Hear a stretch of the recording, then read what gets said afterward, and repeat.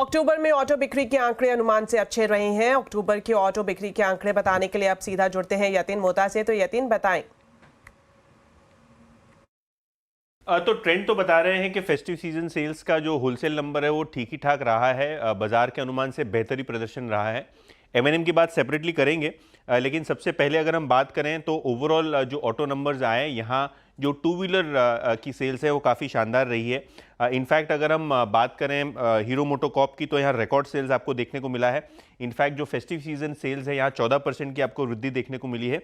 और अगर हम स्पेसिफिकली बात करें तो 18% की अक्टूबर के महीने में सेल्स बढ़ी है।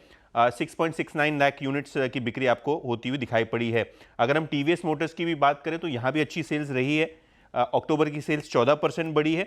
और अगर हम इलेक्ट्रिक व्हीकल स्कूटर्स की बात करें तो 45% की ज़बरदस्त ग्रोथ। बेस छोटा है लेकिन हाँ 45% की ग्रोथ यहाँ भी देखने को मिली है। रॉयल एनफील्ड लगभग 90,000 1 लाख यूनिट्स की बिक्री का अनुमान था, लेकिन 1,10,000 यूनिट्स की बिक्री का आपको फिगर आता हुआ दिखाई पड़ा है। 31% की ज़बरदस्त सालाना ग्रोथ आपको अक्टूबर महीने में दिखाई पड़ी है आइशर मोटर्स के लिए। फोर व्हीलर्स की बात करें तो स्मॉल कार सेगमेंट में दिक्कत है। इसके लिए हंडे की बात करें तो 2% की बिक्री केवल हुई है। मारुति की बिक्री केवल 4% बढ़ी है। 2,06,000 यूनिट्स के आसपास इन्होंने बेचे, लेकिन अनुमान से बेहतर है। तो ये काफ़ी ज़रूरी है देखना कि जो फोर व्हीलर सेल्स की एक्सपेक्टेशन थी उससे भी बेहतर परफॉर्मेंस आई है। और टाटा मोटर्स की बात करें तो सीवी सेगमेंट्स में थोड़ा दबाव है, लेकिन अगर हम बात करें ओवरऑल सेल्स की तो 81,000 यूनिट्स के आसपास बिक्री आई है, अनुमान के मुताबिक ही आई है। तो ओवरऑल जो सेल्स नंबर्स आए हैं हाल फिलहाल अक्टूबर के महीने के फेस्टिव सीजन के, वो ठीक ठाक रहे हैं।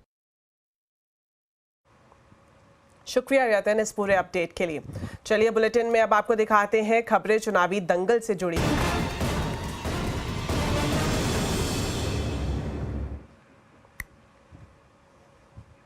चुनाव आयोग ने महाराष्ट्र की डीजीपी रश्मि शुक्ला को हटाने का आदेश जारी कर दिया है। कांग्रेस ने रश्मि शुक्ला पर विपक्ष के प्रति दुर्भावना का आरोप लगाया था। कांग्रेस ने पिछले महीने रश्मि शुक्ला पर गैर कानूनी फोन टैपिंग के आरोप भी लगाए थे।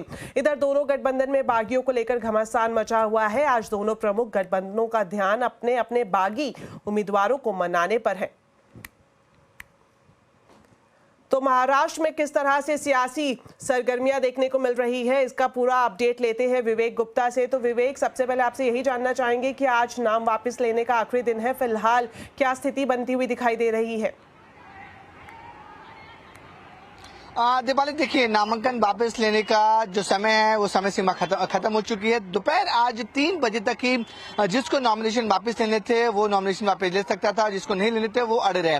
देखिए, गोपाल शेट्टी जो बोरीवली वेस्ट के में बड़े नेता हैं, बीजेपी के पूर्व सांसद रह चुके हैं, उन्हें टिकट न मिलने के बाद गोपाल शेट्टी काफी ज्यादा बागी हुए थे। उन्होंने ऐलान किया कि वो अब निर्दलीय चुनाव लड़ेंगे, लेकिन बीजेपी को पता था कि अगर गोपाल शेट्टी निर्दलीय चुनाव लड़ेंगे तो उनके वोट बैंक को बड़ा झटका लग सकता है। इसलिए यही वजह है कि गोपाल शेट्टी को कई दिनों तक मनाने की कोशिश की गई।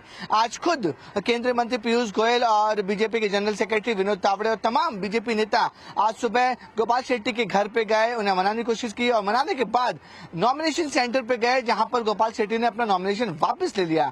तो इसमें बीजेपी को आप बोल सकते हैं कि एक बूस्ट मिला, क्योंकि गोपाल शेट्टी एक गतावर नेता है बोरीवली वेस्ट के। तो अब वहां पे बीजेपी का साफ तौर पर कहना है, जो उम्मीदवार है संजय उपाध्याय और बाकी के नेता, कि वहां पे बीजेपी अच्छा परफॉर्म करेगी। लेकिन माहिम की जो जगह है वो वहां पर उतना जो महायुति पूरी कोशिश कर रही थी कि राज ठाकरे पूरी कोशिश कर रहे थे कि सदा सनवंकर जो सिंधे कैंप के नेता हैं वो अपना नॉमिनेशन वापस ले लें। 3 बजे तक गहमा गहमी और सवाल खड़े होते रहे, क्या सदा सनवंकर जो सिंधे कैंप के नेता है वो अपना नॉमिनेशन वापस लेंगे या नहीं लेंगे। लेकिन वो अपने बात पे अड़े रहे और सदा सनवंकर ने साफ कह दिया कि वो अपना नॉमिनेशन वापस नहीं लेंगे। माहिम की सीट इसलिए भी इंपॉर्टेंट है क्योंकि वहां पर एमएनए चीफ राज ठाकरे के बेटे अमित ठाकरे पहली बार चुनाव लड़ रहे हैं। एक तरह से कहेंगे उनका पॉलिटिकल करियर का लॉन्चिंग है। बीजेपी ने उन्हें सपोर्ट कर रहे हैं, लेकिन सिंधे कैंप की तरफ से जो सदा सनवंकर है वो उनका साफ तौर पर कहने को चुनाव लड़ेंगे और अमित ठाकरे के खिलाफ चुनाव लड़ेंगे। इसी तरीके से दीपाली, महाराष्ट्र में कई ऐसी सीटें हैं जहां पर कई लोगों ने नॉमिनेशन वापस लिए और कई लोगों ने नॉमिनेशन वापस नहीं लिए। आखिरी समय तक सारी पॉलिटिकल पार्टी जो है अपनी बागी नेताओं को मनाने में लगी रही। 90% जो है वो बागी नेता मान भी गए और पार्टी को सपोर्ट भी कर रहे हैं। तो अब जो है वो नॉमिनेशन विड्रॉल पोल का जो समय सीमा समाप्त हो चुकी है। अब पिक्चर क्लियर हो चुकी है कि कौन सा नेता, कौन सा उम्मीदवार, कौन सी पार्टी से कहां लड़ेगा, इसका अब सब कुछ पिक्चर सामने आ चुकी है।